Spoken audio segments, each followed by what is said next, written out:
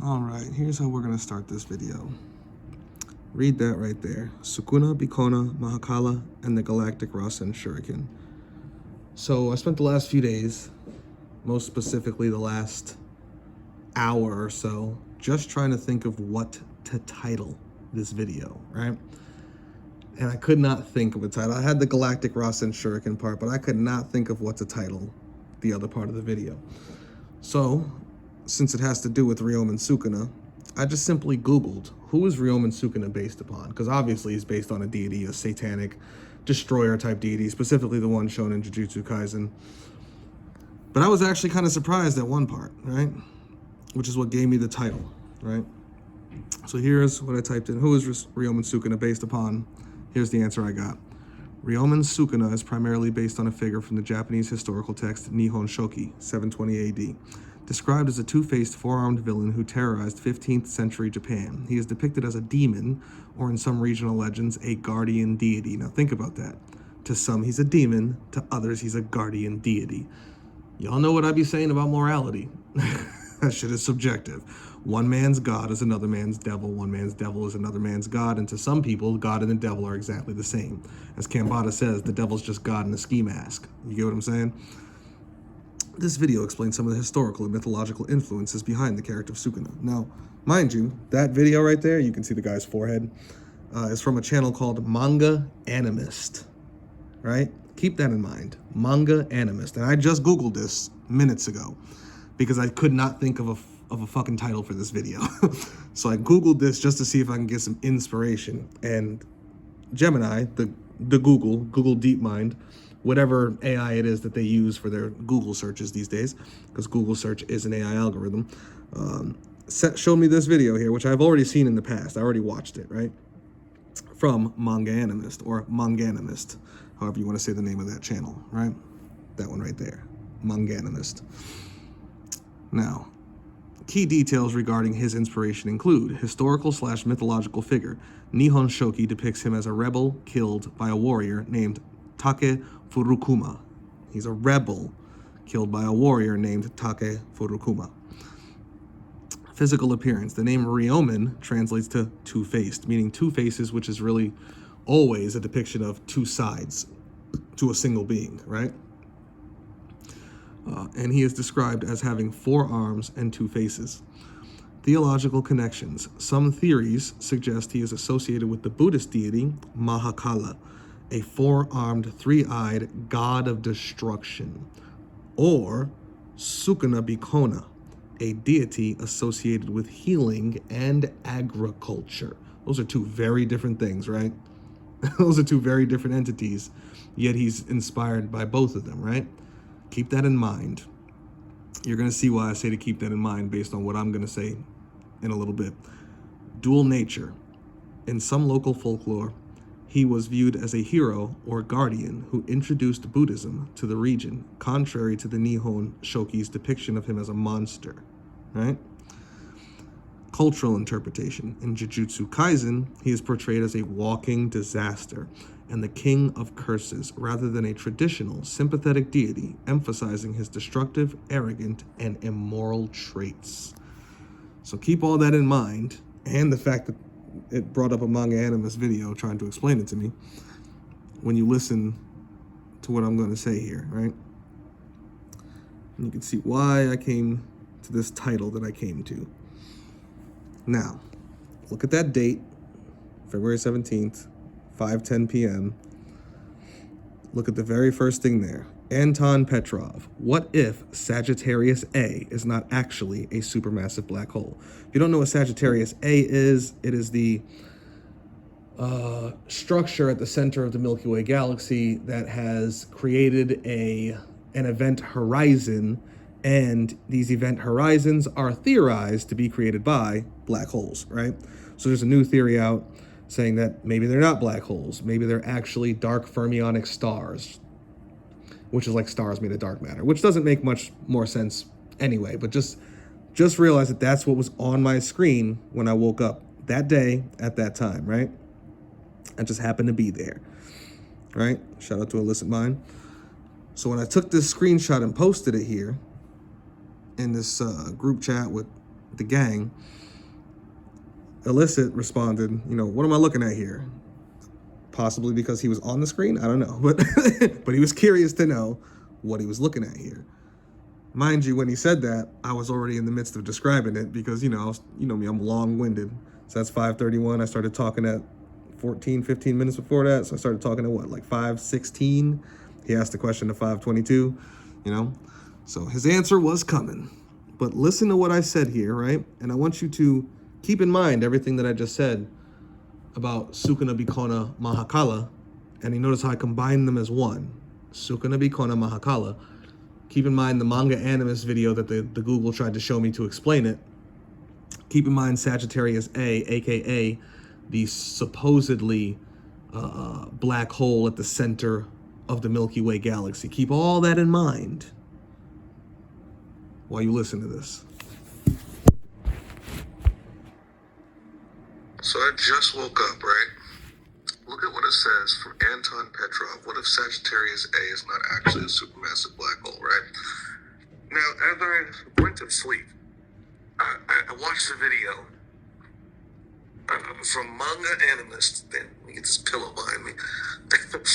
About what is the first technique reversal of Sukuna. And he said it was fusion.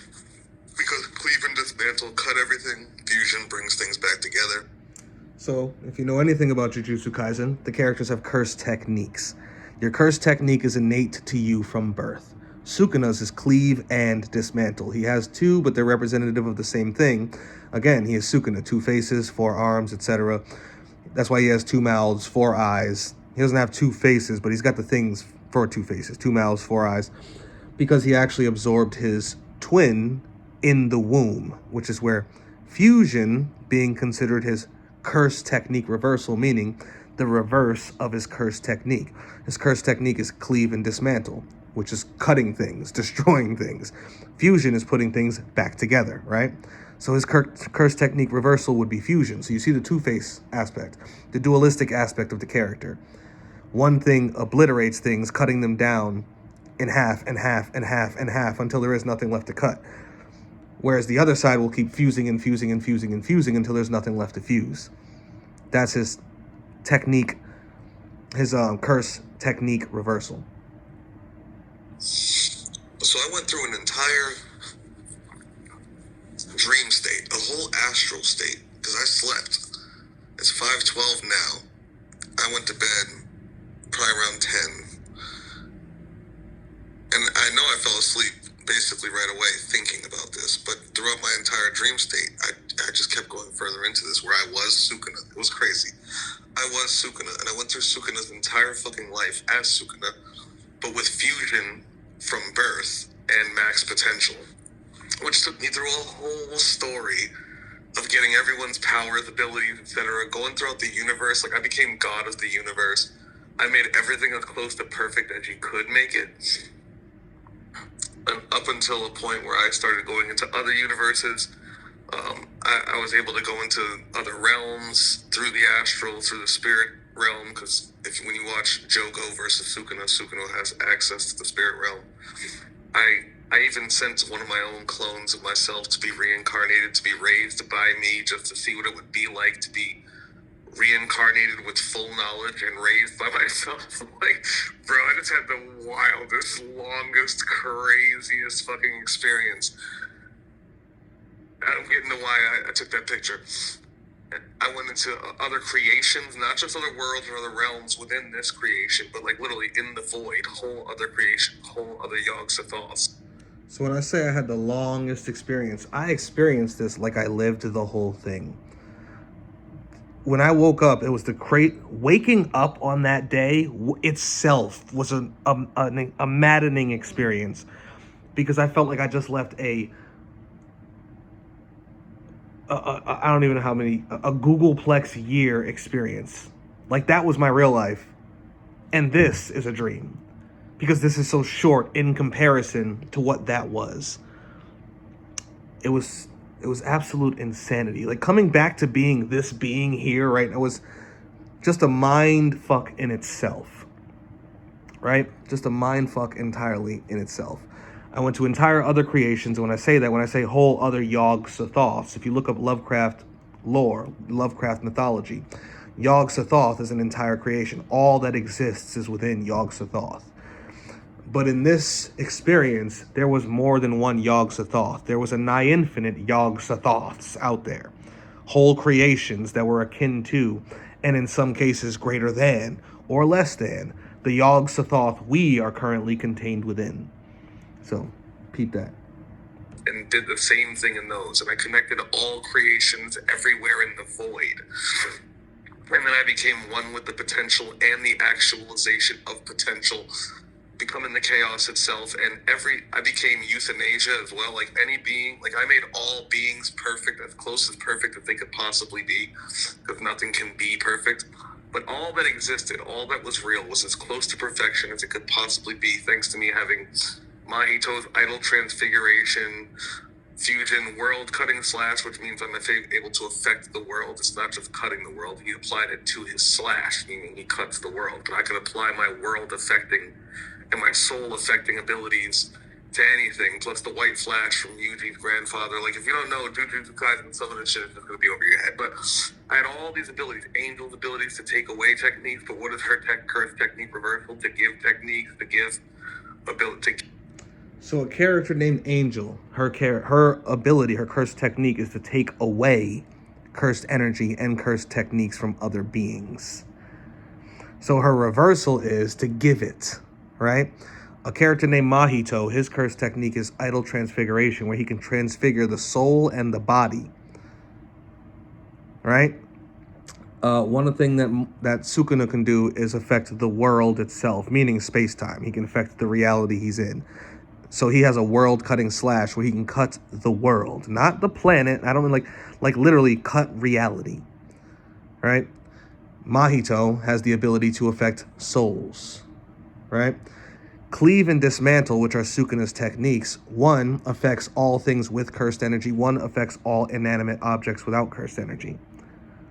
So when you take these things and you put them all together, you can affect anything pretty much in any way in order to bring it to its highest state of imperfection or its highest state of perfection that is possible, because nothing can actually be perfect.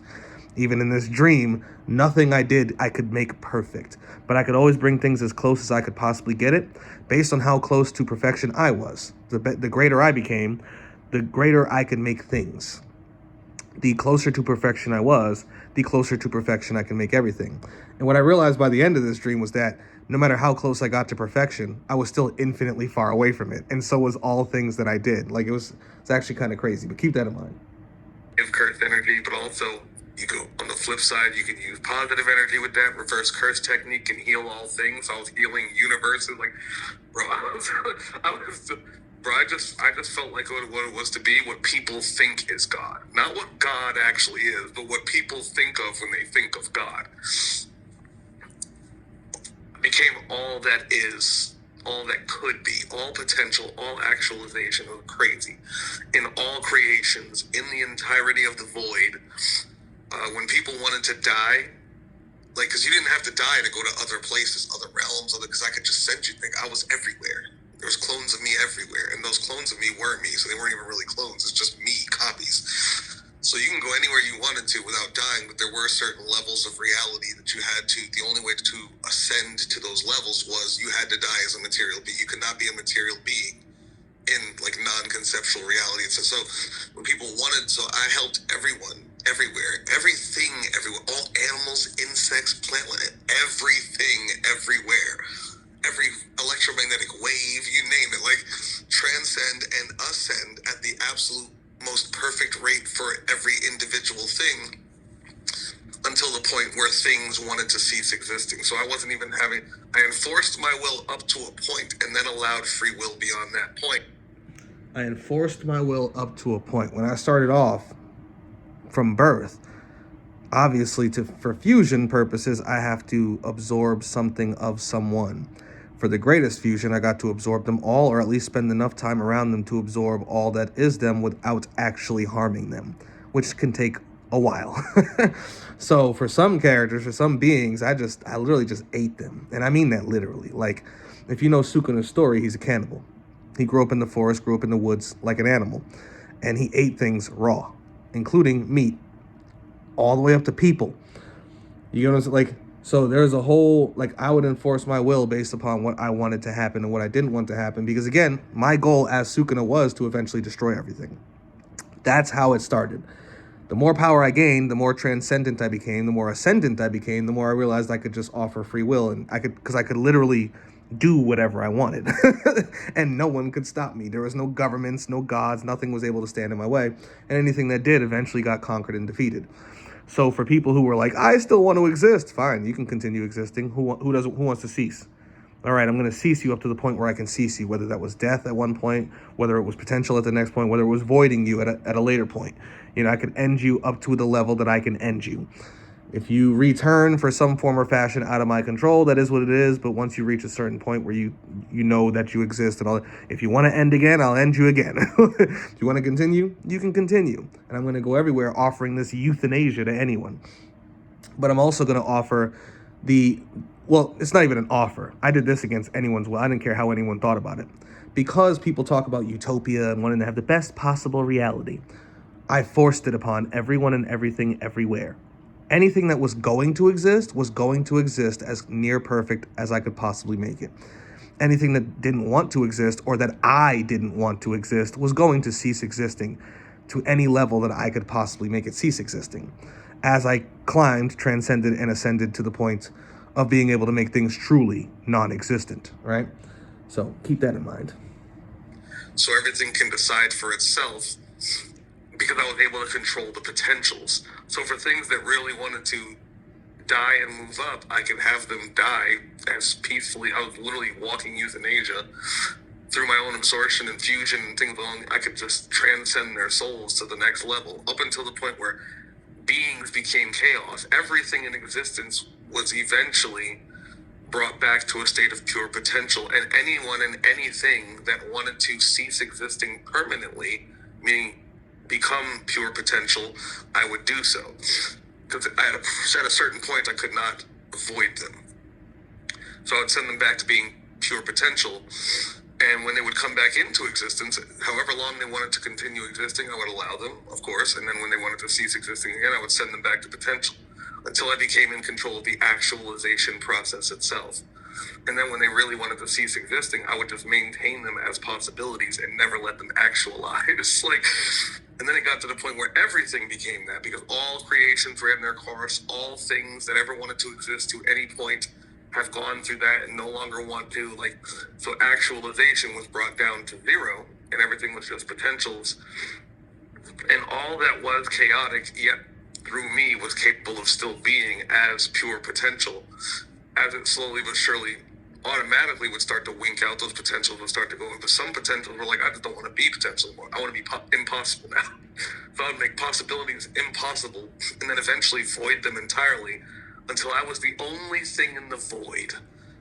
It was just me. It's this pure God thing. And eventually I wanted to end, because even in my own mind, I'm playing things out. I'm simulating whole realities that are not really real, but that are I'm ending all experience, making sure there's nothing left to experience. I'm making sure all that could have ever been was, so there is no possibility that even once I void myself, that the void somehow doesn't fucking fluctuate and potential becomes again, which makes no sense, but I wanted to take no chances. So I went through the entire anti-cosmic voidist God process, and I eventually voided myself. Now, after doing this, I woke up, and I thought about it for a few minutes, and was like, that's the craziest shit that I've ever thought of. And for whatever fucking reason, I said all that just to get to this part. For some reason, Sukuna's cleaves and dismantles made me think of Naruto's Rasenshuriken, which is basically Gojo's hollow purple. If you really think of what a Rasengan is, It's pushing and pulling simultaneously. If you go into YouTube and you just look up Naruto learning the Rasengan is a ball of energy that pushes and pulls simultaneously. Gojo's blue pulls everything in. His red pushes everything away. When you put it together, his hollow purple, his imaginary or void technique, pushes and pulls everything in the space-time it exists within.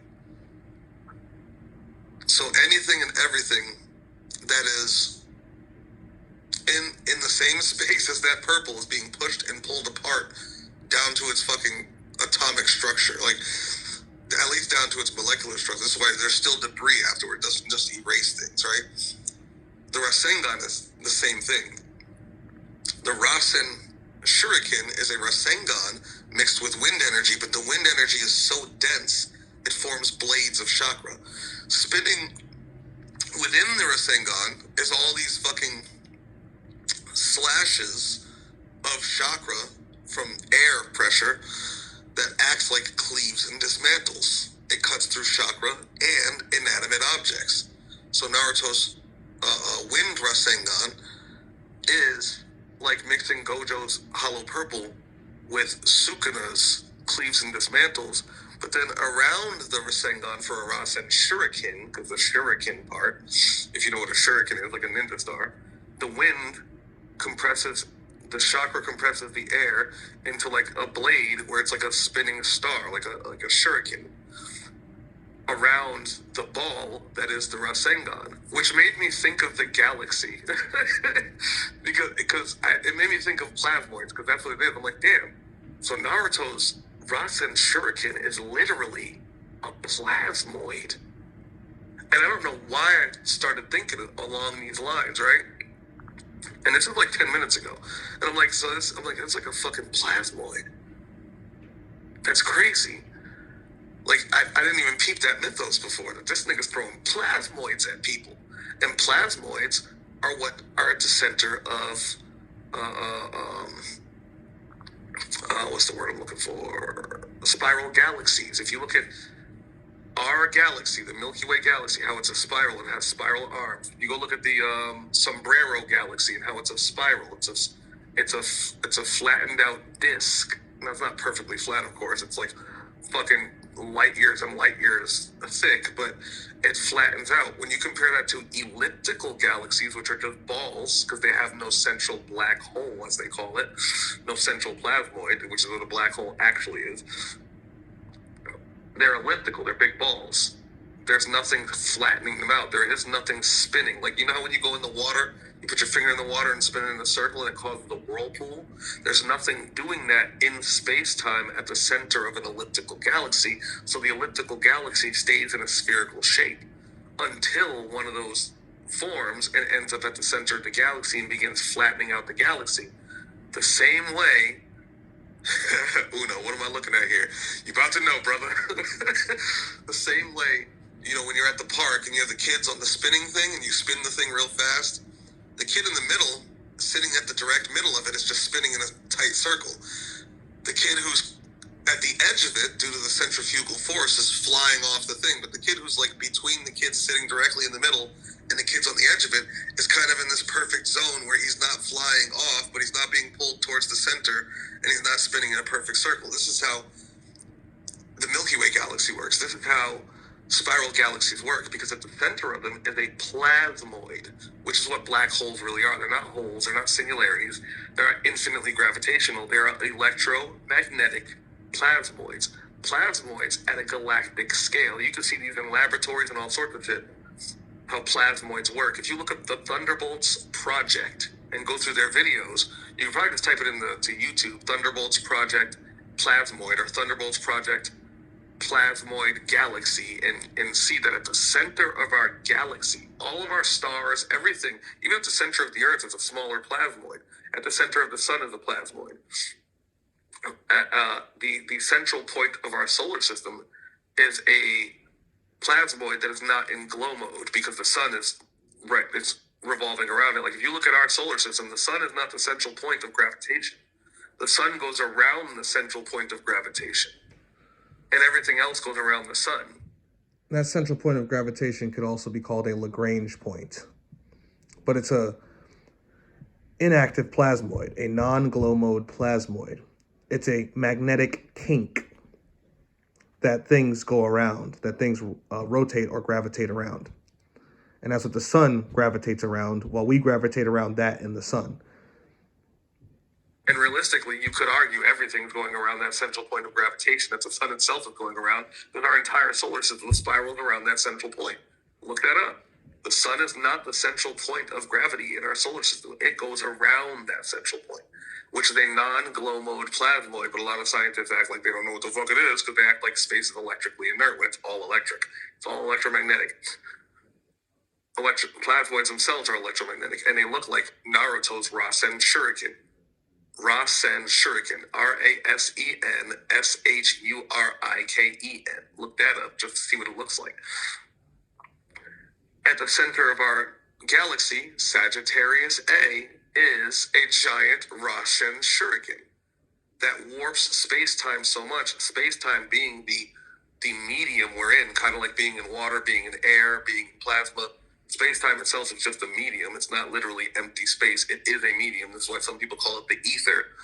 And that ether is warped so much by the spinning plasmoid that it flattens out the galaxy in the electromagnetic field of the plasmoid itself, which is why if you look at the electromagnetic field of the galaxy, it extends from the central plasmoid and contains the entire galaxy, warping that entire area electromagnetically, which warps the gravity, causing the gravitational field of the galaxy itself. And you'll notice that things at the edge of the galaxy, if they're too far out, get whipped off due to the centrifugal force of the spinning galaxy. The things at the center of the galaxy fall into the so-called black hole, into the central point, into the plasmoid. This is that push-pull. And the things that are like more in the middle, not completely to the outer edges of the galaxy, but not on the inner edges of the galaxy, but in that middle ring between the outer edges and the inner core of the galaxy, has this like perfect centrifugal gravitational electromagnetic stability. This it's kind of like the moon and the earth, how they have this perfect what's the word I'm looking for? It's a certain type of orbit where it stays at. Now, the moon's more is about how the moon faces the Earth as it goes around the Earth. Like, you never see the other side of the moon, what we call the dark side of the moon, which isn't actually dark because it faces the sun from time to time. But it has this perfect orbit around. It's simply a stable orbit. It doesn't degrade. It doesn't decay. It's a stable orbit. I just couldn't think of the word. There is a specific word for it, and I can't think of it. It's not the same type of orbit the moon has. But I could not think of the damn word. But it's a stable orbit. The shit doesn't really go in or out that much. On the center of the galaxy. So it doesn't fall further in, or it doesn't fall in, nor get pushed further out.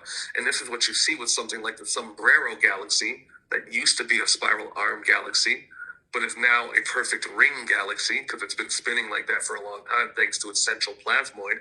And this is why whenever you see an active galactic nucleus or an active black hole activating gamma rays from its northern and southern poles, and you can actually see it. This is also why the ring around the black hole, when you look at a black hole, there's always this ring of like energy around it and everything's spiraling around it, kind of like Naruto's Rasenshuriken. But it also has the plasma, when it shoots the gamma ray bursts from the north and southern pole of the black hole, you can see how it's spiraling. The black hole itself is spinning ridiculously fast because there's a plasmoid at the center of it.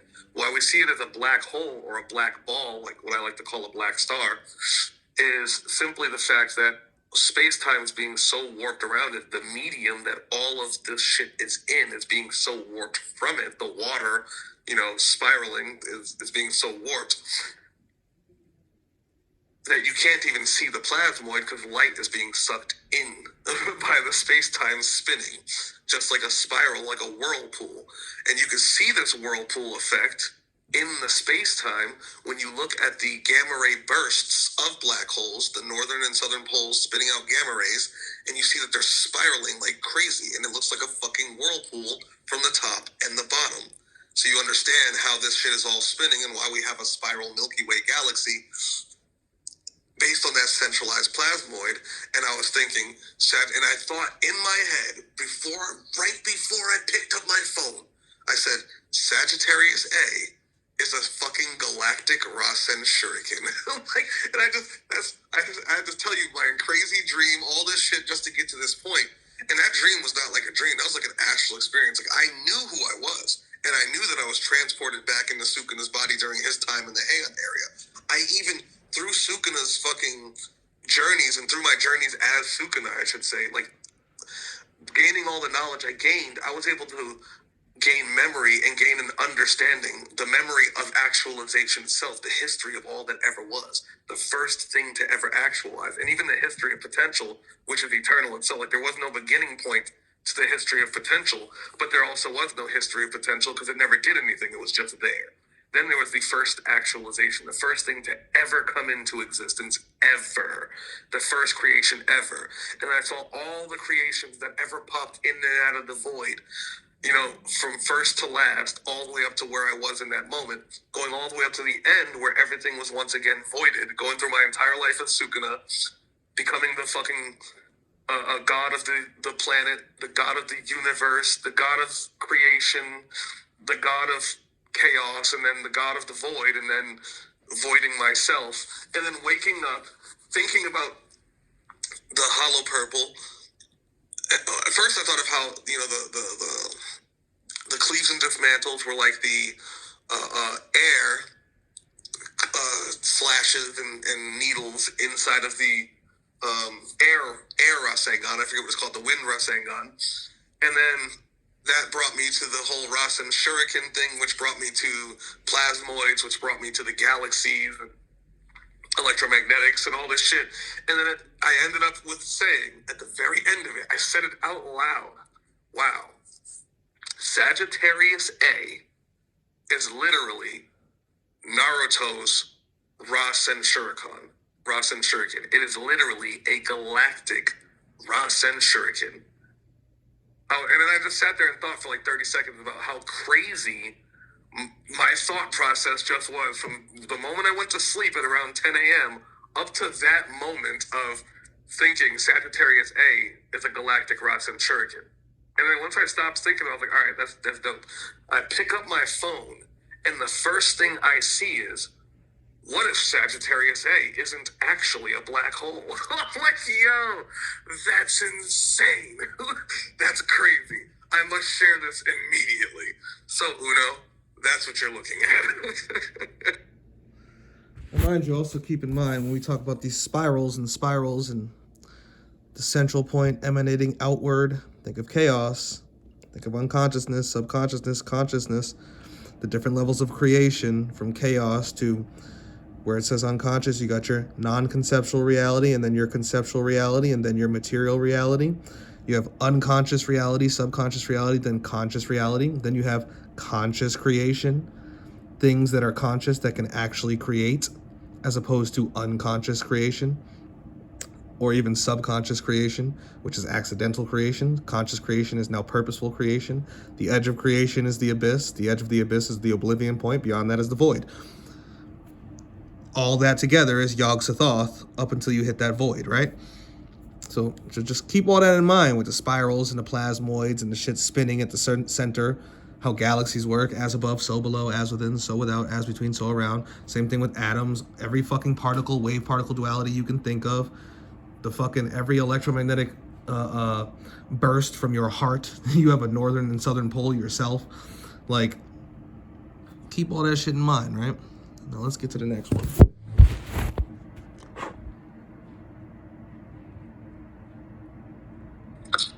And when I say I went through Sukuna's entire life, I mean, I was, from the moment he was conceived in the womb, I was him.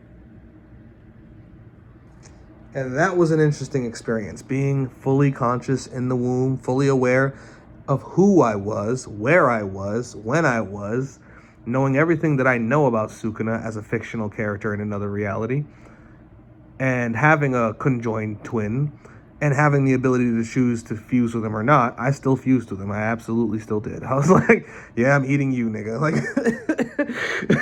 I know how this went in the original story, and I'm still gonna make this choice, right? So keep all that in mind.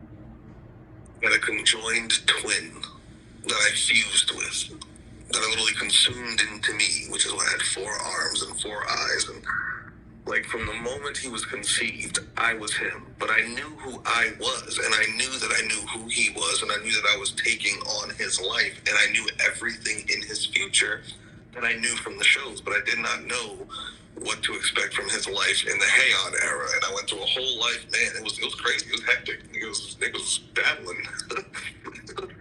That shit was wild. But with my abilities, first off, his cleave, his dismantle, knowing all the things he can do, world cutting slash, soul slash, domain expansions, domain amplifications, all the things he could have never known prior to, I knew everything.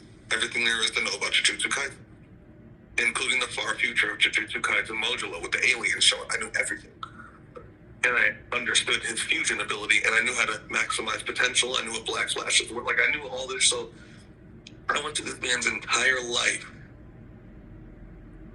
his whole life, to the point where I could even, like, backtrack. Like, if I made a mistake, or if, you know what, it would have been better to do it this way, I would just started back at that point, doing it the other way to get a new timeline. And if I didn't like the new way, I could go back to that point. Like, it was crazy.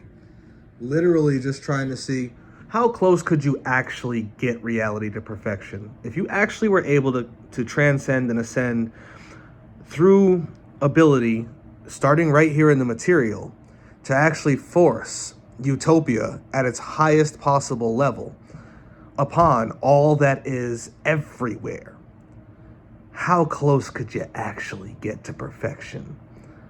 And guess what? By the end of it, it was all still trash. As close as I got everything, as wonderful as I could possibly make everything, as perfect as it could all possibly be, even by the end, it was still trash, and everything eventually wanted to cease existing.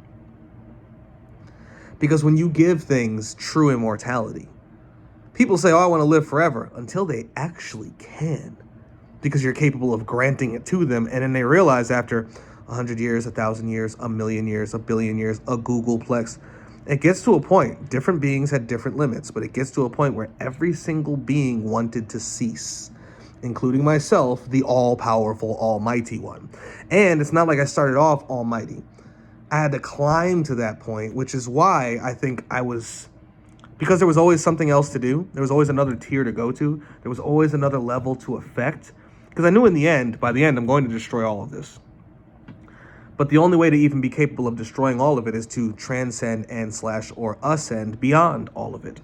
So I could have always, once I hit city level, I could have destroyed a whole city, right? Once I hit nation level, planet level, etc., whatever level you're at, you're capable of destroying that level, right? But I'm like, well, if I destroy this planet that I'm on right now, I'm going to die, and then all this shit is just going to continue.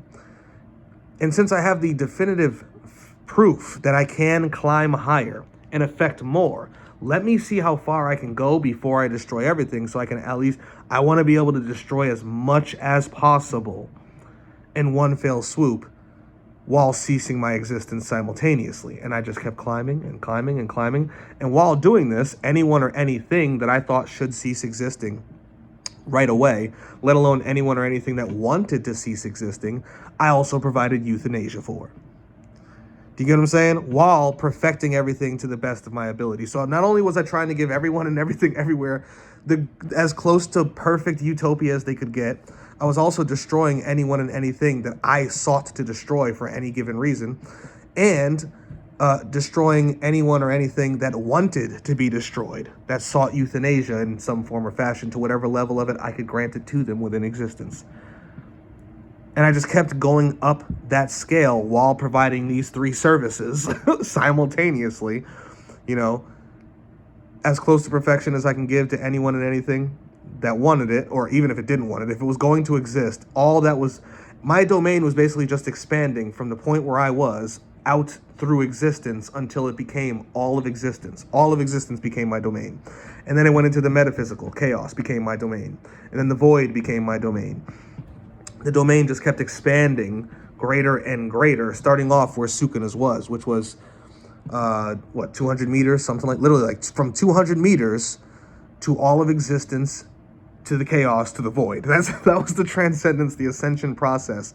That took Google plexes of time. Like, not literally Google plexes. I don't think it was that long, but it was really fucking long. It was long. It was actually, it might have been Google plexes. I can't even remember, because I couldn't keep track of the years. It was just like time wasn't it.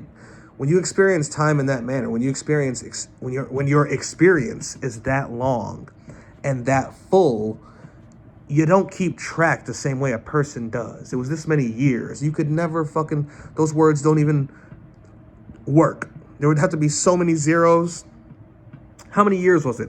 Put a 1 with just incalculable zeros behind it. It was kind of ridiculous. It was retarded.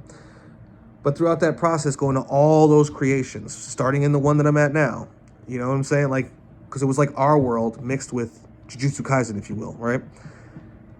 Going through all these worlds, providing the service of utopia to the best of my ability. Again, that's the Sukunabikona. Destruction to the best of my ability to anything and everything that needed to be destroyed immediately or wanted to be destroyed, which is the Mahakala, right? So I'm doing both of these simultaneously, anywhere and everywhere, with anything and everything. I am both utopia and destruction for all that does not fit into my domain, or that seeks to not fit in, you know, that doesn't want to be there. It's like, I just want to die. All right, cool. You know, there was no suicide prevention. There was no, we were assisting. But it was kind of crazy to do that, to be that, with the ultimate goal of voidism itself, which was the entire purpose I started, because I was like, okay, well, as Sukuna, how far can I take this?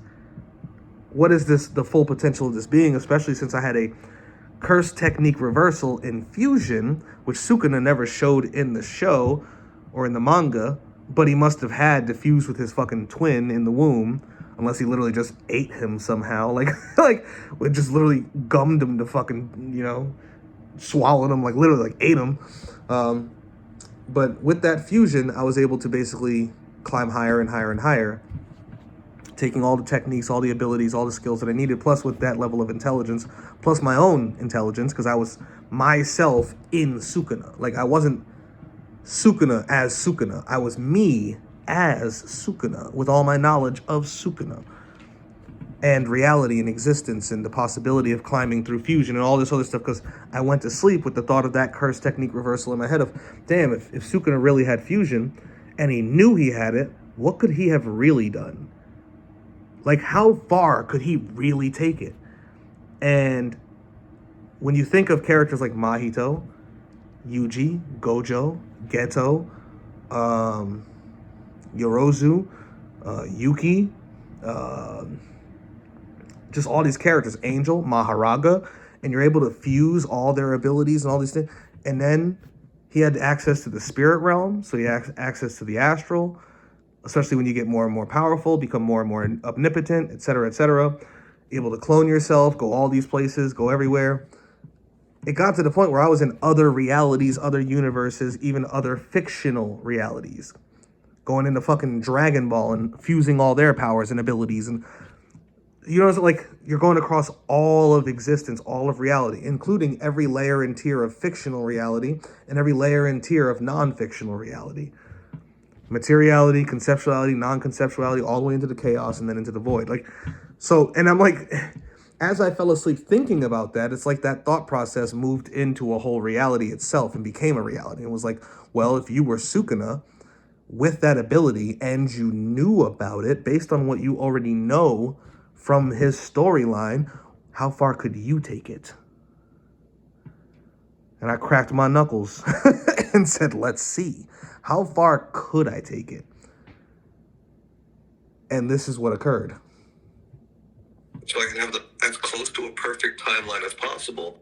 I can even like backtrack. Like if I made a mistake, or you know what, it would have been better to do it this way. I would just started back at that point, doing it the other way to get a new timeline.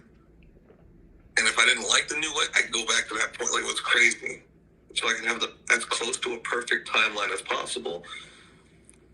With my initial goal being, I just want to become powerful enough to destroy everything. But of course, at certain power levels, when you think of everything, you think of what you can't destroy, from the city level to state to country to the world. Like, and then I was like, man, I can actually take this everywhere. So I just kept increasing my power, until I basically became God of the universe. It was like, and everywhere I went, as I was growing in power, I offered euthanasia, everything. And I taught everything. And I restructured all forms of government. Every planet was communist. Like, when I got Haname's powers, the plant, the nature god, the fucking disaster curse who controls nature, I made crops everywhere. Like, nobody went hungry. Everyone. I made crops everywhere. Now, wasn't Sukunabikona a god of agriculture?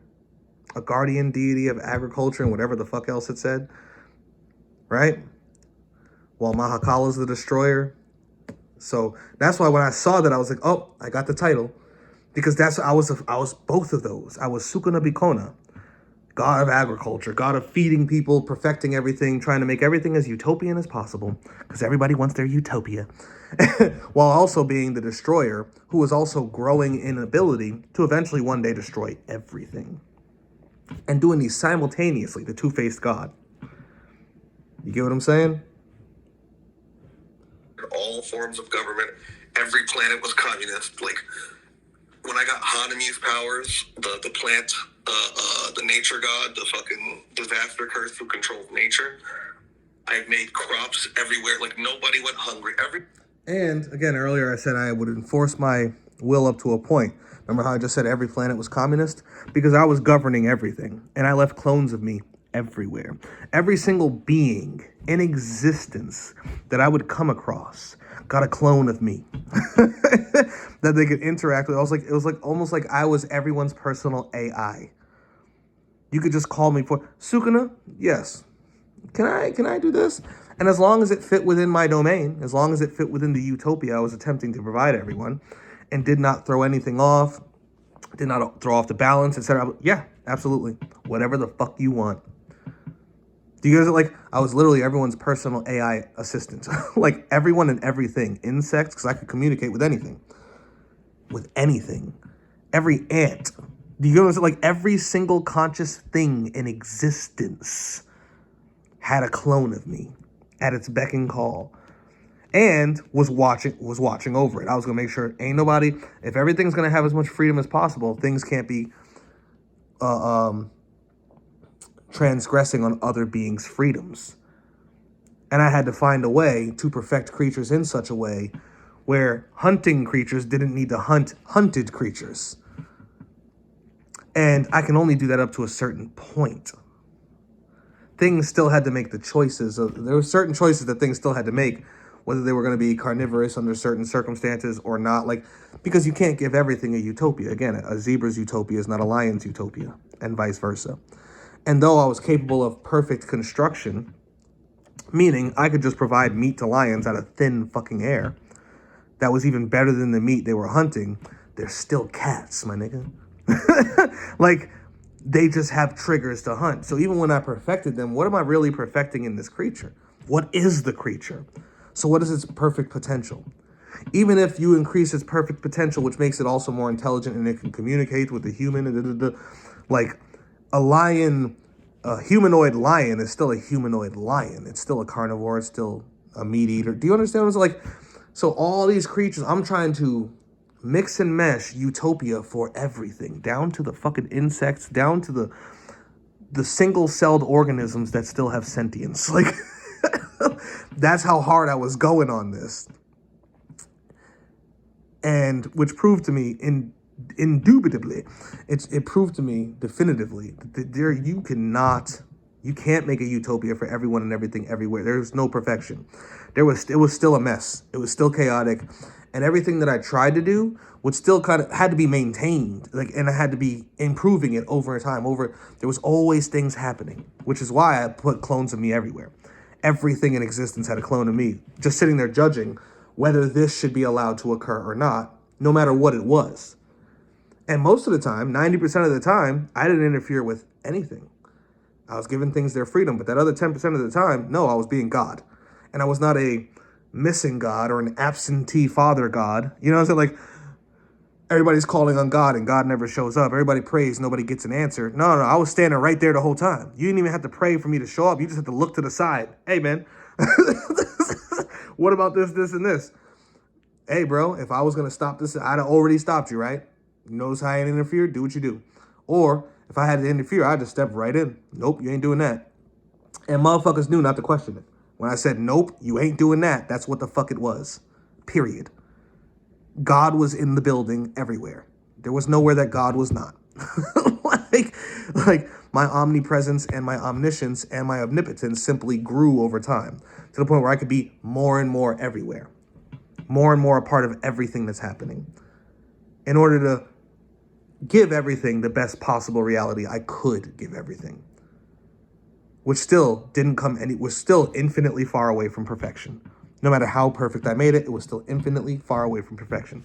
But that's what I mean by when I said I enforced my will up to a point. Everywhere I showed up, I overthrew every government. I just showed up and things changed. Like, this is how you're running this now. This is how this shit's gonna work now. Because as I gained more and more knowledge, wisdom, intelligence, ability, etc., etc., etc., nothing in existence could match the level of utopia I could provide for anything and everything else in existence, period. Even and not in all cases, because certain things are just selfish and just want to rule, just want to be in power, etc., so they got erased immediately.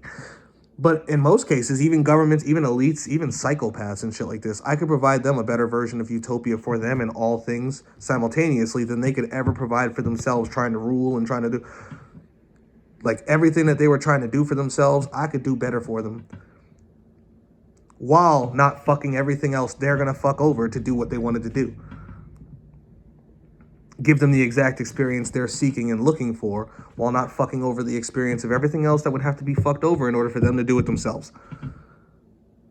And I could even bring them to a higher state of being to be like, yeah, what you're trying to do is actually like 50 levels beneath what I could even show you that you could be doing. What you think is high tier, elites, is lowbrow. Let me show you this. Let me give you a taste of existence and show you what you should really be doing with it. Now, what do you want to do with it? You guys are like, all right, that falls within my domain. You're good to go. That does not fall within my domain. You cannot do that. I'm going to do it anyway. You don't exist anymore. Next. And we played no games. Certain beings, I would snap them like out of existence, like into death, then snap them back and be like, so, have you changed your mind? And they'd be like, yes. I'm sorry. I didn't know you was him. My bad, God. Like, yeah, all right. So now what is your choice? Because again, you only get so many chances with me before I just snap you out of here because you're just a problem to the overall utopia of things. What are you choosing within all the utopian options? And you got nigh infinite options to choose from. You don't have to go fuck people over like in some form or fashion to just be a fucking dickhead. But a lot of psychopaths, they just have to go because they just are that way. They're like, nigga, I can't enjoy life without doing some shit like this. And for some of them, you could easily be like, okay, well, what if I put you in a simulated reality where you could do that shit all you want without ever harming a fucking thing, but you think you're harming everything. You can go be as evil as you fucking want. But you're not actually being evil at all because the things you're harming aren't even real. They're just simulations for you to harm. They have no consciousness, no experience, no sentience, no nothing. I could even give serial killers and serial rapists their perfect fucking reality. At least as close to it as possible because nothing is perfect, right? So it didn't matter if you were a tree hugger who loved everyone and everything everywhere, or if you were just the most evil fucking, I just want to harm everything for the sake of it, for the joy of it. Okay, I can give you both a version of your utopia, but there's certain stipulations. For this person on the left, who wants, everything everywhere to be happy, you could just stay in this like level of reality. And I'm just doing that anyway. I'm trying to provide utopia for everything everywhere. Like for you over here who wants to like be a serial rapist, I'm going to have to put you in like your own little sub-reality where you're like the only real thing in it. Like a genjutsu. But you're going to live out your life, however long that may be, because I've extended you to as close to perfection as possible. You're gonna have to live out your life in this genjutsu doing this thing, so you're not actually out here harming anything directly. Because this is my domain now. I'm God, and these are all my children. This is my reality now. So is that good for you? Let me give you a taste. Put him in there. He lives in there for like, you know, however many years or even lifetimes. Take him out. And he's like, oh shit, what the fuck? Yeah, you were already in there. Did you enjoy it? I did. Can I go back? Yep, I'll keep you in there. Or if you bring them out and they're like, no, I had enough. I think I'm good to go. You know, like, like I need a new experience or something, because I could do almost anything. And my goal was to provide everyone as close to perfection as possible, just to see how close I could get to it before destroying everything. And anyone who didn't want any parts of that, it's cool. You don't have to remain. And we ain't talking you out of it either. You want to get out of here? I will help you get out of here in the most peaceful way possible. Euthanasia at its absolute finest. As close to perfect euthanasia as possible. And I will attempt to keep you non-existent for as long as possible. Because at first I could not keep people non-existent. Potential's actualized. It is what it is. And different creations, I'd find different things. There was entire, like, almost clone creations where it's like, oh shit, this creation number 678672694-678625312 is just like creation number 126789512. You know, like, holy, there's only slight differences. Well, I already know everything from that creation about this creation, so let me just see what's actually different by just sending all my clones out to all the different beings and seeing if there's any changes. You know, if all the same beings want to cease existing, I will cease their existence. All the same beings who want the same thing, like, and then whichever ones are actually different, I will tweak and I'll learn from, because now I'm tweaking it for this thing compared to the thing he was in another reality where he wanted something else or something. You know, it was crazy, bro. It was fucking crazy. Anyway. One who wanted to continue forms of government. Every planet was communist. Like, when I got Hanami's powers, the plant, the nature god, the fucking disaster curse who controls nature, I made crops everywhere. Like, nobody went hungry. Everyone who wanted to continue existing, I didn't have to destroy them, for the most part. And I knew destroying them would be useless to me at that point, because I actually had a path to single-handedly, as an individuated being, becoming powerful enough to wipe out everything. So I'm like, whoever wants to die now can die now. If you want to continue surviving, continue surviving, whatever. But I'm offering euthanasia to anyone who doesn't want to stay. And eventually I'm going to get powerful enough where I'm just going to destroy everything. Like, so just keep that in mind, everyone. But even once I reached the power to do that, because I was everywhere, literally everywhere at the same time, I was omniscient and omnipresent and damn near omnipotent. I didn't have to take away the free will from anyone or anything, because there was no war. There was no one who could ever stop me. There was no battle. Everyone now had the free will to choose whatever they wanted. Do you want to die? Do you want to transcend? Do you want to ascend? Do you want to go back to being... Do you want to die? Do you want to transcend? Do you want to ascend? Do you want to go back to being potential? Do you want to remain as potential? And then eventually I took the when I took the actualization process, I was like, you don't even have to do anything ever again. You could just remain as potential.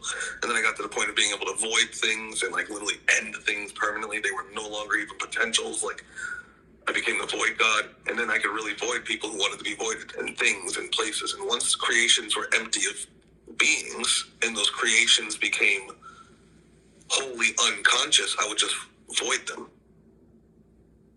one by one over time until everything was voided and everything ceased. It was like the most perfect, least suffering causing path to the void for all things over a certain span of time. Because the more powerful I got, the less I actually had to impose my will. And the more choice I could offer. Whereas the less powerful I was, the more I had to impose my will. Which was also a lesson to me for us here.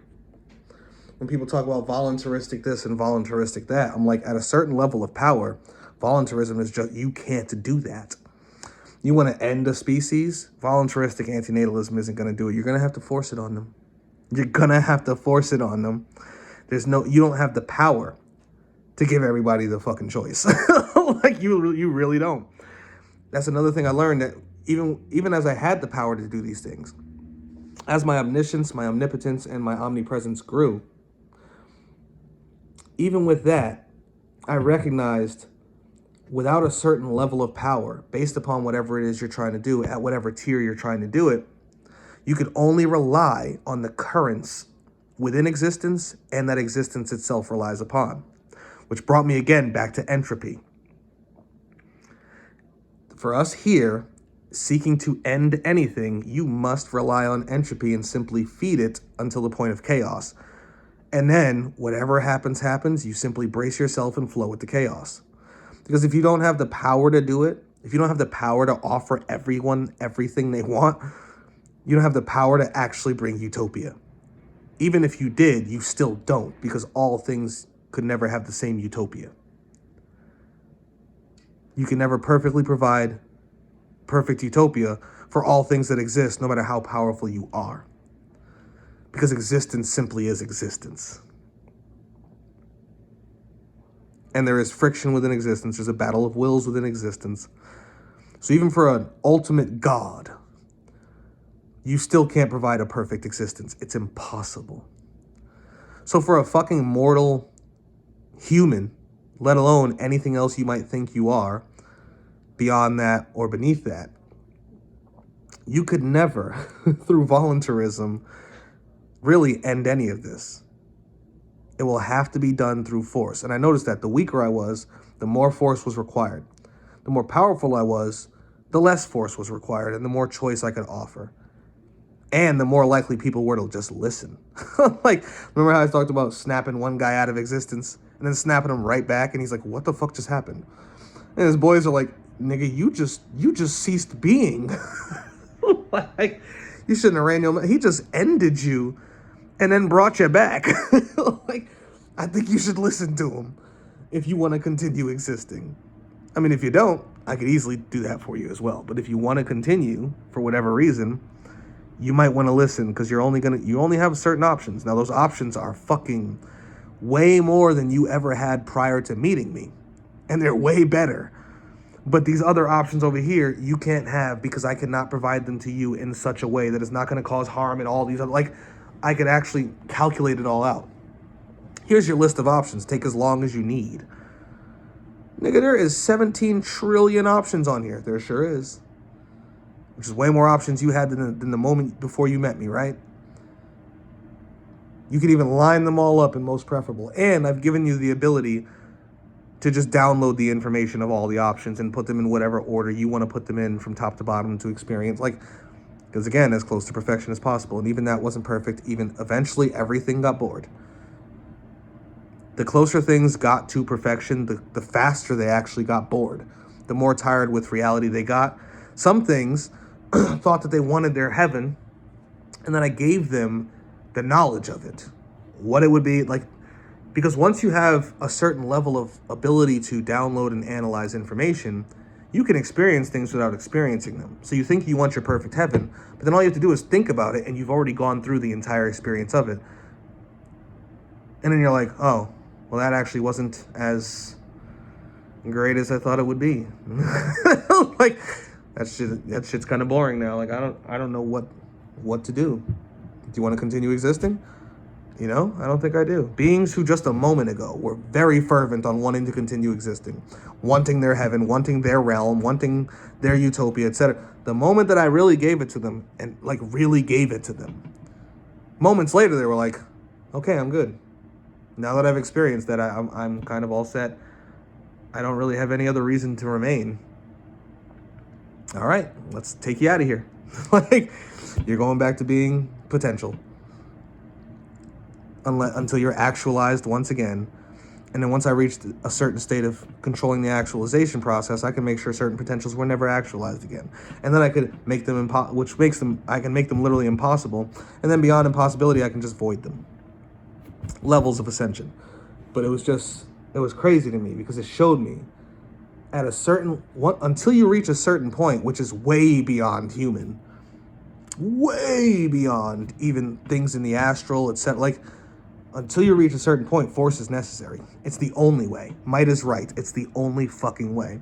You have to be beyond conceptual to start being able to just manipulate things in a fashion where it's not even force anymore. Like, it's it's just control. It's just authority. Like, I think that's the best way to do it. It's authority, like real, true authority, where it's like, you're so powerful, things can only occur because you continue allowing them to occur. Things unfold the way they unfold because you're willing to let them. And until you've reached that point in existence, which almost nothing ever does,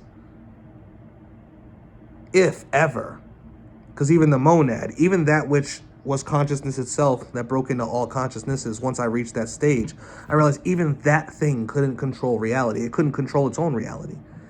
It didn't choose to exist like anything else did. So God, will say, did not choose to exist, could not control its own reality and existence, could not control its own environment, and was broken down so succinctly and fractalized into individuated consciousness. And none of those individuated consciousnesses can control shit until they ascended back up. It had to fall. It literally had to be broken down into existence in order for there to be life. And then that life had to ascend back up in order for there to be no longer. In order to guarantee, at least guarantee, because the potentials did eventually start winking out of existence, but to speed up the process and shit, to get to a point where you could become Yog-Sothoth, because you started at the monad tier, at the tier of consciousness as a concept. Then we fall into conceptuality and materiality further and further until a being is capable of rising back up that totem pole and going beyond where the concept of consciousness itself began. And the way I looked at it was more like a skyscraper building, where existence starts, there's the void, there's nothing, which is basically the dirt, the ground, the earth, right? And then you lay the foundation. This is the first actualization, the foundation of the building that all thing grows up from, right? Then you have the basement, which is all of non-conceptual reality. Then you have the ground floor, which is conceptual reality. And then you have floor number 1, which is conscious reality. And then from there, and the conscious reality is also within conceptuality and materiality simultaneously.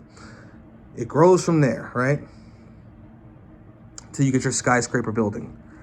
Then at the top of the skyscraper, a thing is born, a creature of some sort, in this case, the Sukuna character that I was inside of, that is capable of going back all the way down to that first floor where consciousness is, and going even beneath that to the ground floor, and then beneath that to the basement, even down to the foundation, even into the earth, beyond the foundation itself.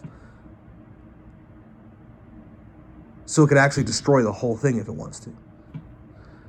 The only other way to destroy it was, which I also learned in this fucking dream, this is an analogy I got from the dream, which was perfect, where I said, if you want to destroy it from the highest tier of existence, the highest point of existence, which is where we are right now, we have gone as far into existence as it's gone. The highest tier is not necessarily a good thing, and it doesn't even mean the most powerful. It just means as far as it's gone into existence, into materiality. This is an ever-growing skyscraper. New floors are automatically creating themselves all the time. So you have to destroy the floor, the top floor, faster than it's being created. So before the next floor could even start, you got to destroy the floor you're on. And you have to destroy it faster than it can be repaired or maintained. In order to knock a floor off the skyscraper, to get down to the next floor. And you have to keep doing this floor by floor, all the way to the foundation. The problem is, on each floor are things that exist that are more powerful than the floor before it, and are more persistent and more replicative. Each floor itself is also more persistent and more replicative. So each floor that you destroy, getting back to the base of reality itself, is harder than the last. The other way to do this was to transcend it, simply getting down the floors until you're able to destroy it from the foundation. The other way was to ascend through it to become the building. And as the building, cease the floors. Because you are now the skyscraper. You are now existence. You are now reality. Which was, I decided to take all 3 paths at the same exact time, dependent on any particular situation. So as I was traveling from the top of the skyscraper down to the fucking foundation and beneath it, I was destroying anything that I thought needed to be destroyed along the way, if it needed to be destroyed immediately, as well as everything that wanted to be destroyed on every floor, if not entire floors, because certain realities just had to go. While I was simultaneously making all the floors better that stayed in existence, while I was also becoming every floor. My domain was expanding through reality, making all of reality my domain. And through fusion, everything in my domain I fused with, making it all me, but I still allowed free will to all things that existed consciously. But the reality they existed in was me now, which is why I could make it as perfect as possible for every individual being, because they were all within me. Like, I was the reality they were existing within. So I could alter the reality at will for every individual being as perfect as I can make it. And even as the reality, I could never make it truly perfect. It's not possible. And the closer I got to perfection, the more bored beings actually got, and the more likely they were to want to get out. The beings that had it the worst, a lot of them, not the worst beings, a lot of them wanted to die. A lot of them wanted to get out. Some of them wanted better realities, etc. Some of the more philosophically and logically consistent ones were like, why? What's the point? Just void me. And I was like, you're a smart individual. You know it's going to get there anyway, right? Whereas a lot of the beings who had, harsh or hard existences, but not the worst, clung to life the hardest. They clung to existence the hardest. And the more perfect things got for the majority of beings, the less they clung to life. Because the more fake everything kind of became. When you could just do whatever you want, whenever you want, wherever you want, for whatever reason you want, with whoever you want, like, shit's not even really real anymore. Like, the experience itself is kind of lackluster because it's not even real. And because reality is reality is reality, yet none of it's actually real, which is another thing that was solidified in this. Like, that was a hell of an experience watching these beings choose to be voided while having heaven at their fingertips. Because what is heaven when it's all there is? What is perfection when you have access to it? There's nothing to seek. There's no reason to be. There's no reason to continue. It's already been attained. And now it's boring. An eternity of heaven is just hell at that point. This shit was crazy. Anyway. Perfect. Let me start that over. Do you want to die? Do you want to transcend? Do you want to ascend? Do you want to go back to being potential? Do you want to remain as potential? And then eventually when I took the actualization process, I was like, you don't even have to do anything ever again. You could just remain as potential. And then I got to the point of being able to void things and literally end things permanently. They were no longer even potentials. I became the void god, and then I could really void people who wanted to be voided, and things and places. And once creations were empty of beings and those creations became wholly unconscious, I would just void them one by one over time until everything was voided and everything ceased. It was like the most perfect, least suffering causing path to the void for all things over a certain span of time. Because the more powerful I got, the less I actually had to impose my will. And the more choice I could offer. Whereas the less powerful I was, the more I had to impose my will. It was crazy, bro. The experience I just had was insane. Mind-blowing. Every fucking aspect of this motherfucker's life and beyond. And then as I gained certain abilities and certain access points, especially once I became actualization itself, I had the entire history of actualization. I know the history of all that ever was. All that is. I knew what was happening. I was omniscient and omnipresent. And all that ever could be in any and all possible variations, even that which never would be, I knew. I experienced. It was fucking crazy. It was insane. And not only that, once I became potential, I was. It was like I was all that ever was, all that is, and all that ever could be, including all that never will be. And once I got rid of everything, once the last thing that wanted to be no longer wanted to be, I avoided it. And it was it was another godlike being, because remember, I had everyone's abilities through Mahito's idol transfiguration, through soul manipulation, through world manipulation, through all these things, and I went across the cosmos, gathering everything, all powers, all ability, like omnipotence, basically. So there was other semi-omnipotent beings around me by that point that I could actually simply be around as long as they wanted to exist, until they wanted to cease existing, and then I would grant that to them, and then eventually voided myself. It was the most intense, unbelievably sublime, weird, and there were so many ups and downs. It was crazy, especially in Sukuna's early life, like in the Heian era, because I didn't know what to expect. That shit was crazy. That nigga's life was insane. Insane, living out in the fucking jungles and the forests and shit, I should say. That shit was crazy. It was like going through that motherfucker's entire existence and then beyond it. Beyond what the fucking stories say, going beyond JJK Modulo, all that shit. Like, I changed the whole story. I changed everything. And it was contained within our reality. So it was like our world, but I was that being. It was crazy.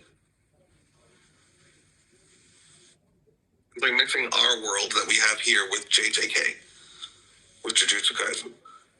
And I was Sukuna, with all my knowledge and the understanding that he never used a curse technique reversal on his cleave and dismantle, which was two different versions of fusion, which was being able to fuse instead of cleaving or dismantling things. Instead of cutting them, I would put them together, and I could fuse anything, including with myself.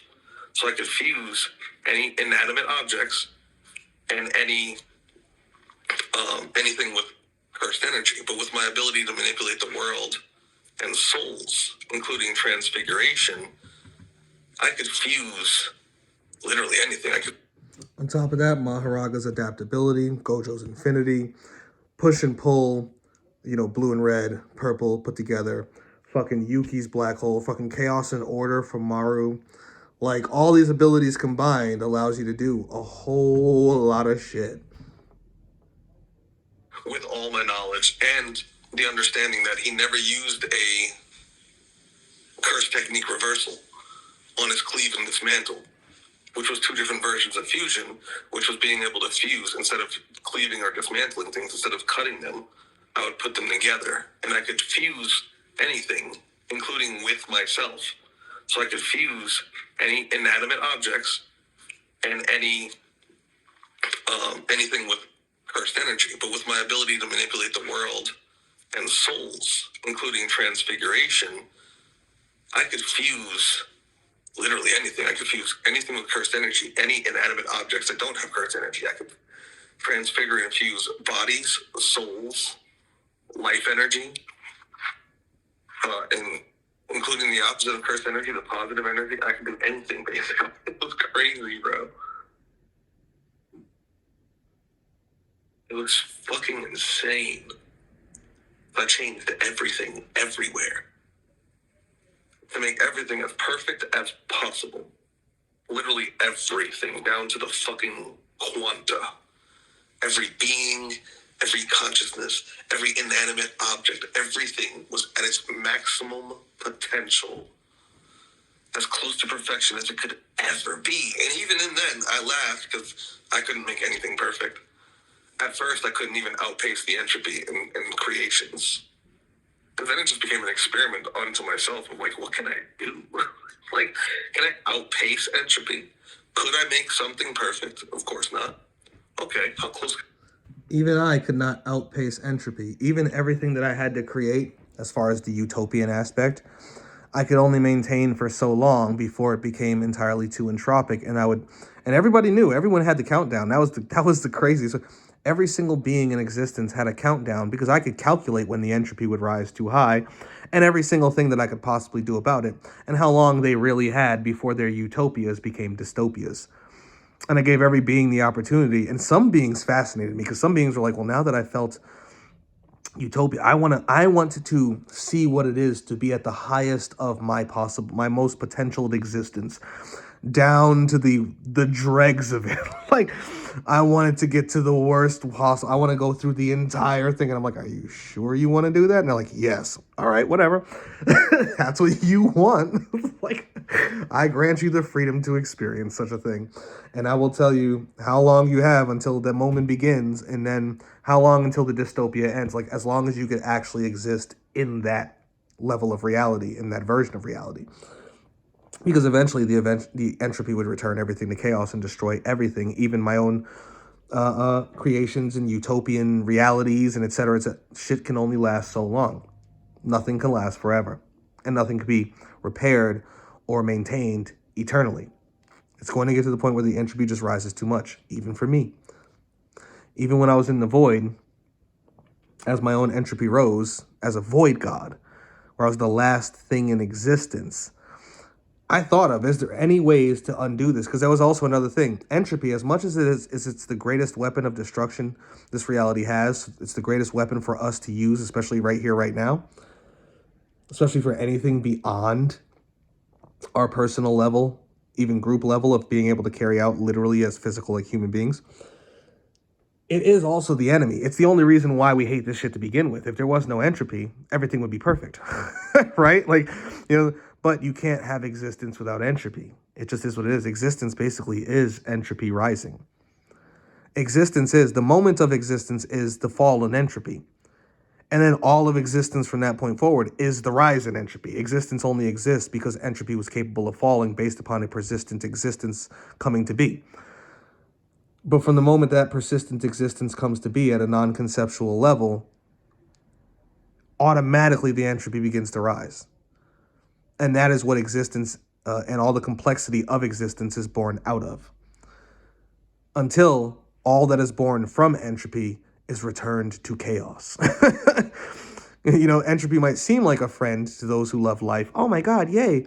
The entropy allows for complexity, but what you don't realize what it's doing is it's generating that complexity to return everything to a state of randomized chaos.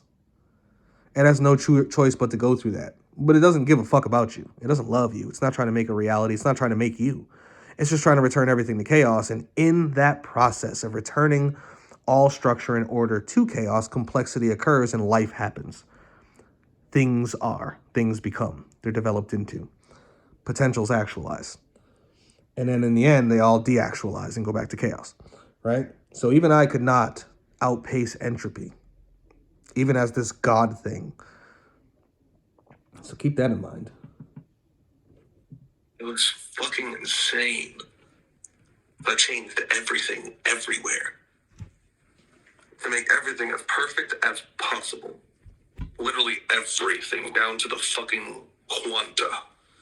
Every being, every consciousness, every inanimate object, everything was at its maximum potential.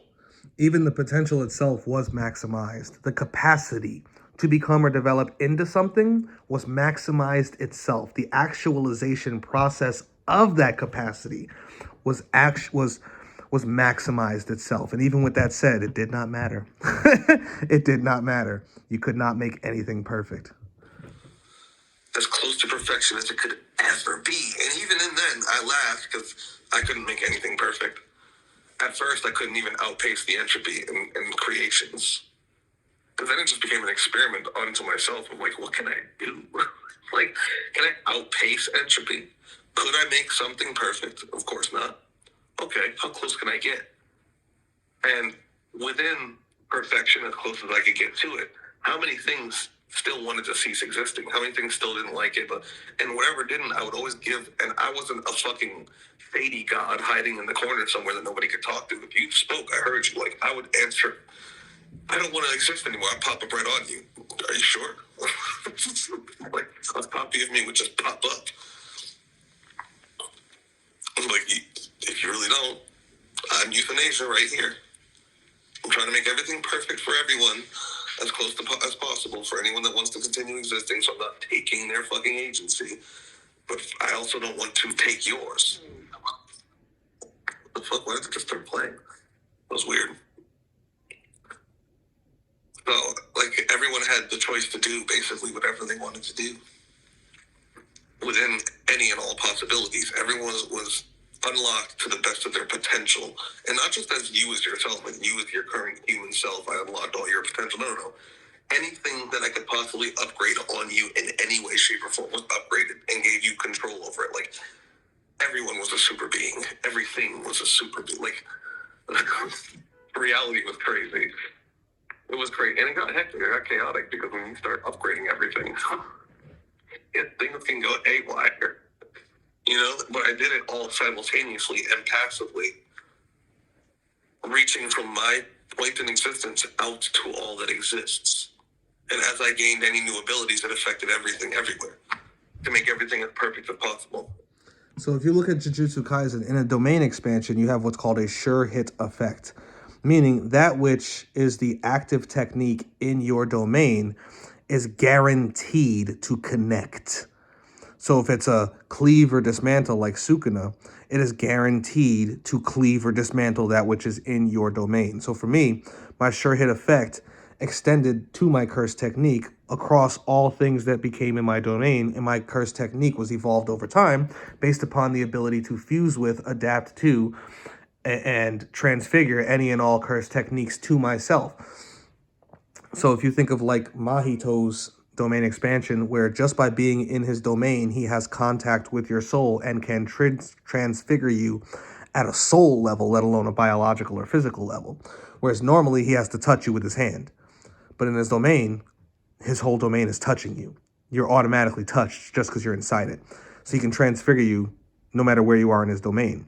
So as my domain expanded across all of reality, all of existence, into the actualization, into the potential, the chaos itself, and then into the void, where all that was in the void became my domain.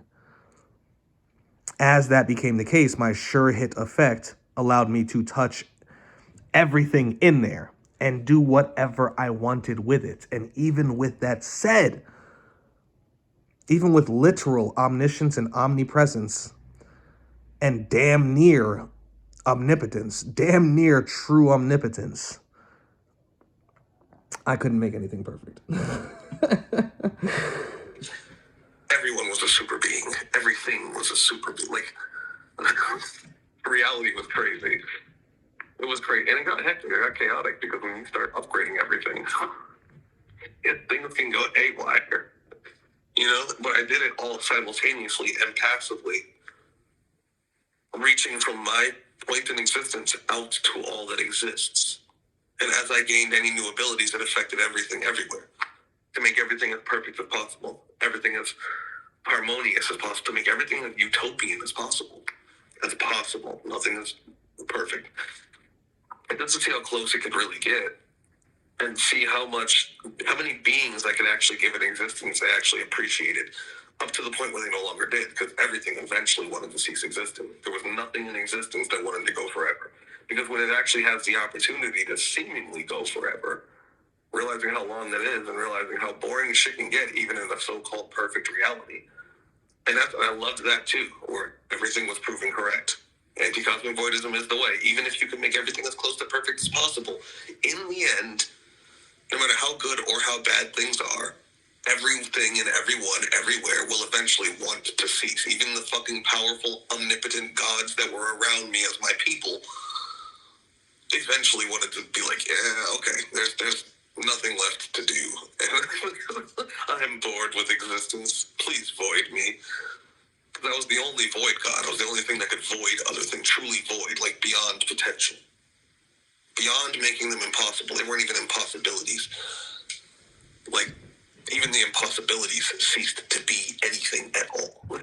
I even ran into other beings in the void who had reached a certain level of being Yog-Sothoths or greater than Yog-Sothoths, greater than creations themselves, but they could not void themselves.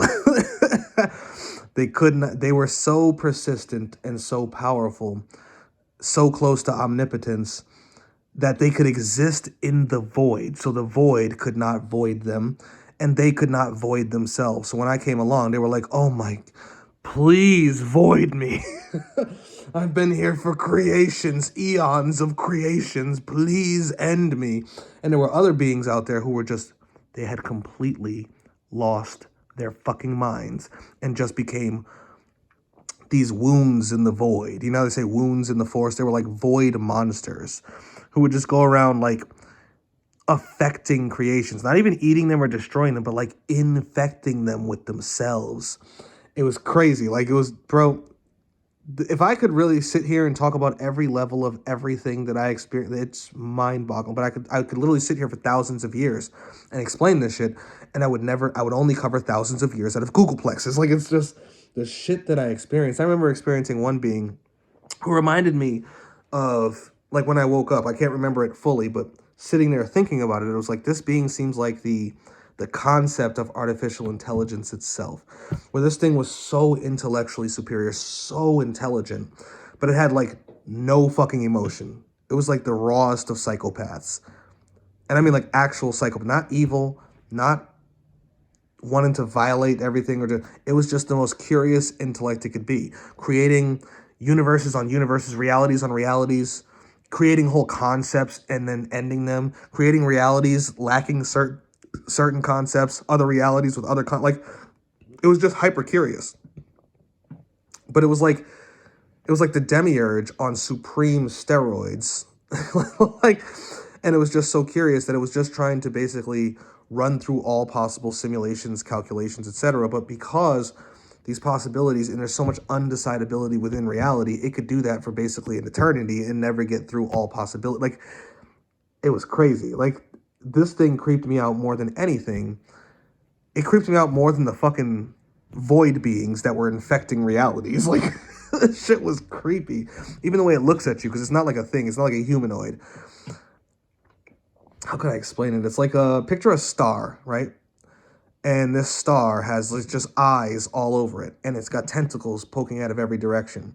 But it's not really a star. It doesn't really have eyes, and it doesn't actually have any tentacles at all. But it sees in all directions, affects things in all directions, and is constantly tweaking everything.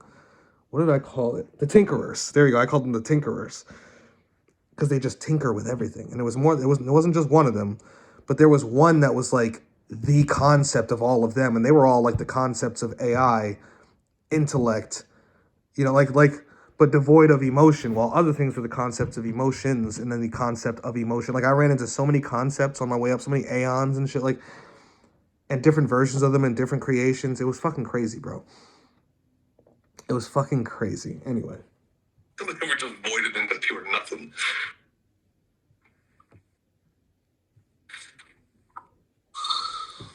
They eventually wanted to be like, yeah, okay, there's nothing left to do. And I'm bored with existence. Please void me. Because I was the only void god. I was the only thing that could void other things, truly void, like beyond potential. Beyond making them impossible. They weren't even impossibilities. Like, even the impossibilities ceased to be anything at all. They were just voided into pure nothing. So even making everything as perfectly as possible, everything still eventually wanted to cease. Because there's only so much you can do in existence, in reality, even with potential and actualization. There's only so many variations of potentials that can be actualized in so many variables, in so many variations of ways. And I went through all of them. I got as close to infinity as anything ever could in any and all ways. And even in doing so, even I, in the end, was like, yep.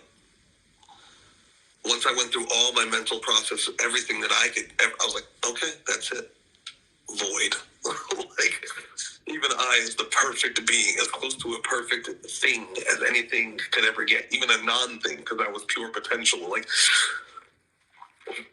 even I eventually was like, nope, I'm gonna be voided. Like, Even when I could restart it all from scratch myself, I was like, why? What would be the point? Even for personal curiosity, even to be God, it'd be pointless. I saw all that ever was, all that ever actualized. I knew all possibilities, all potentialities that ever were, that ever could be, and that never would be, unless I wanted them to be.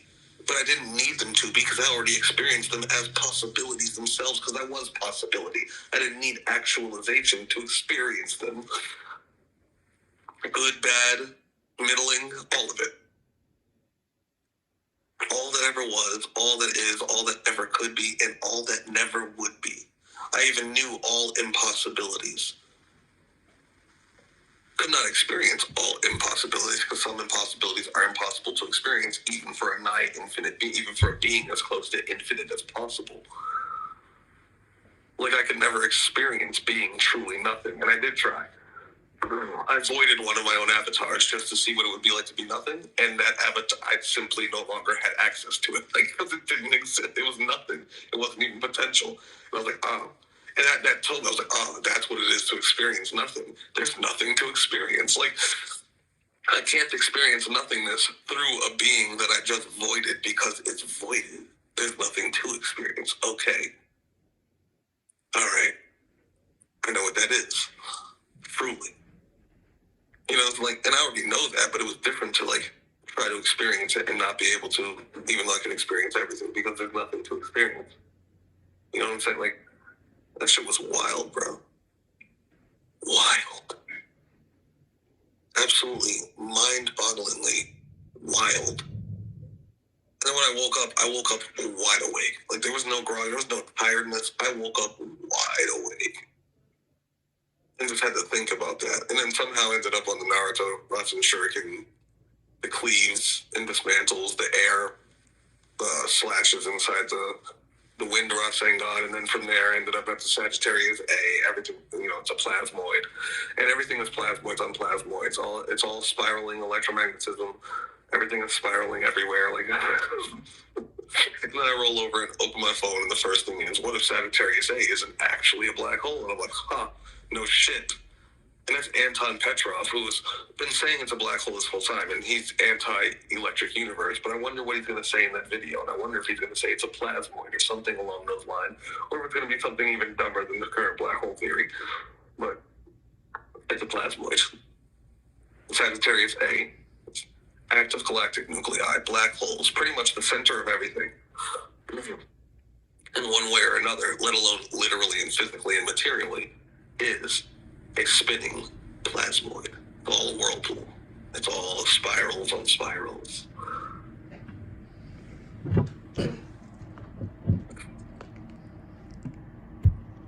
Mind-blowing. It's all a whirlpool, right? It's all spirals on spirals, right?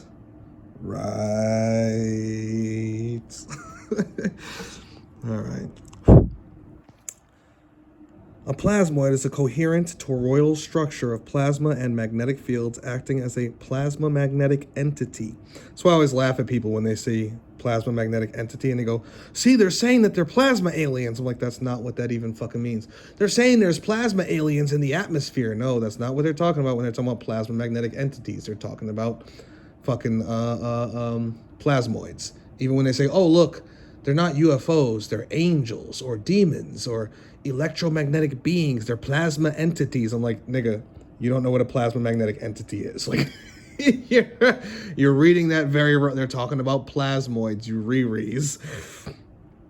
In space physics, they are rapid, explosive plasma eruptions in the magnetosphere, which is what I was just saying, right? Often associated with solar flares and auroral brightening. They function as mobile magnetic bubbles transporting ionized matter across magnetic fields. They are also the central point of galaxies, especially spirals. Now look at this Naruto, right? Throwing two Rasenshuriken, right? And what do they form? Which I just went into the GIFs, and this is the first GIF I saw. Black hole. Like, I was just, bro, I was like, oh man, like I can't even make this shit up. I didn't pre-plan that. I didn't know that. I just went into the gifts to look for Rasenshuriken pictures and a Rasengan picture. And that was the first one I saw, was him throwing 2 Rasenshurikens, 2 plasmoids, coming together and forming what is known as a black hole. Right? Peep the mythos. You see the spinning plasmoid. You see the spinning plasmoid. Tell me that don't look like a galaxy, like a spiral arm galaxy, right? Or a sombrero type galaxy, right? As above, so below, as within, so without. Everything is spinning like this. Down to the electrons and a cloud of photons surrounding electrons. Like, down to the fucking muons, gluons, leptons, quarks, you name it. But if you want to understand this stuff and study this stuff and pay attention, like, easy ways. YouTube exists now. Like, a lot of this shit you don't even have to read if you don't want to. I always suggest reading up on it as much as possible because you'll learn more that way, especially if you go read the papers, read the studies, read the actual science on it. But if you just want to watch some shit, bro, Thunderbolts Project. Check out their channel and check out everything they got on plasmoids, right? Just type these titles in. Understanding plasmoids in 90 seconds. You know, it's like, this is why I laugh at people when they don't know certain things, but they're trying to make certain claims. I'm like, bro, do you know how easy it is to know things these days?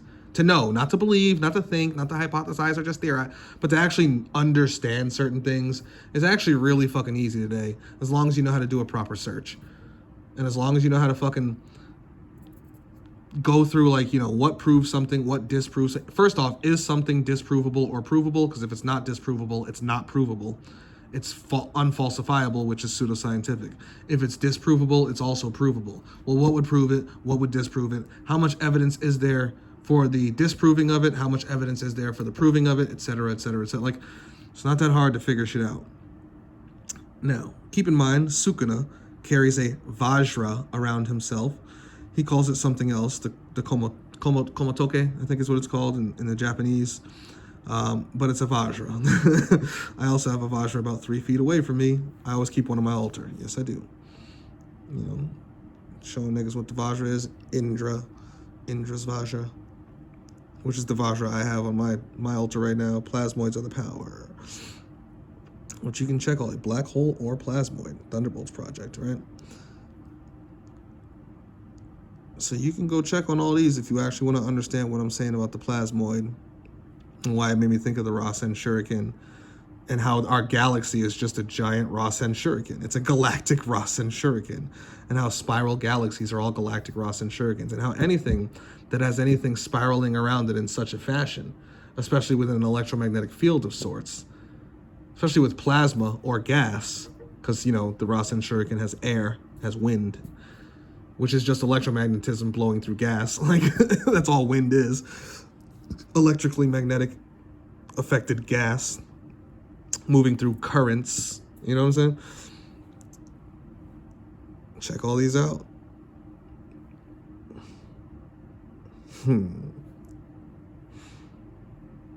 This is the video I watched before going to sleep that day that spawned this whole shit with the fusion.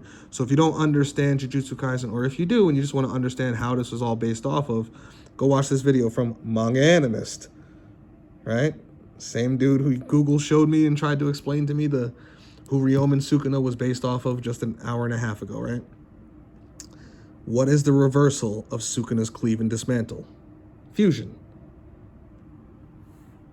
Because that's where it all started, right before I fucking went to sleep. Right? And then this was the video that I saw listed as I fucking woke up. What if Sagittarius A is not actually a supermassive black hole, right? It's all absolute cinema, baby. It's all absolute cinema. And then here, not only do I have the Vajra on my traveling altar, but Sukuna is right there too. So as you can see, little Sukuna right there. Shout out to Lindy. Next to Shango. Right? The Vajra.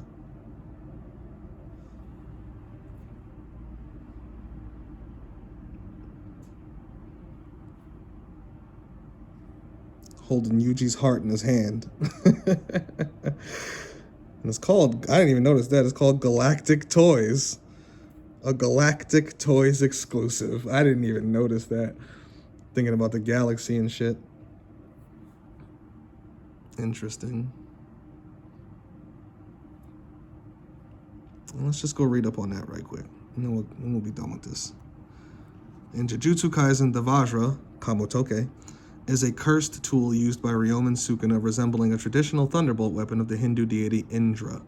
It is a high-grade tool capable of discharging electricity, you know, like plasmoids and shit, right? Notably used by Sukuna in the modern age with a replica created for him by Yorozu, who can create damn near anything with her creation technique. It symbolizes force and destruction, often associated with his four-armed form, right? With his Mahakala form, his destroyer form. Key details regarding Sukuna's Vajra include capabilities. The tool possesses electrical discharge capabilities, often referred to as a thunderbolt weapon. Plasmoid. Appearance, depicted as a type of lightning summoning, mace-like weapon held in one of Sukuna's left hands. Now, I usually see it in his right hand, but whatever. I think it's even in his right hand there, right?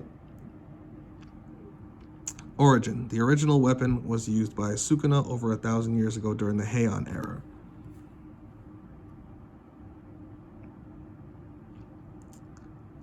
A replica dubbed Kamotoke was created by Yorozu for him, and Yorozu was a feminine who loved him. A female goon, monster, who was in love with him and fought him to the death. She wanted to show him love by beating him. It's a long story, but if you go watch it, that's fire. Like, him versus Yorozu, I love it. I fucking love it. And she made him that weapon before fighting him. Here, nigga, I want you to have your weapon. I want you to be at your fullest of power. I know I'm going to lose, and I want you to win in the end, but I also want to fight you at your fullest ability. Shout out to her. Symbolism. It represents lightning, power, and enlightenment. The destroyer is the enlightened one. He's got the third eye. Think about it. He controls the lightning. Think about it. Similar to the weapon of the deity Taishakuten, Indra. Connection. Its usage draws parallels to Indra, the deity of thunder, reinforcing the divine, destructive nature of Sukuna's arsenal and Sukuna himself. They should have put that there. All right? So that's that.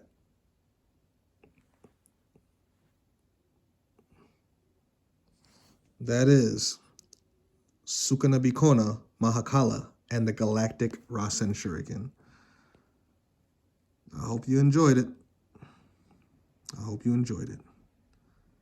Peace and chaos.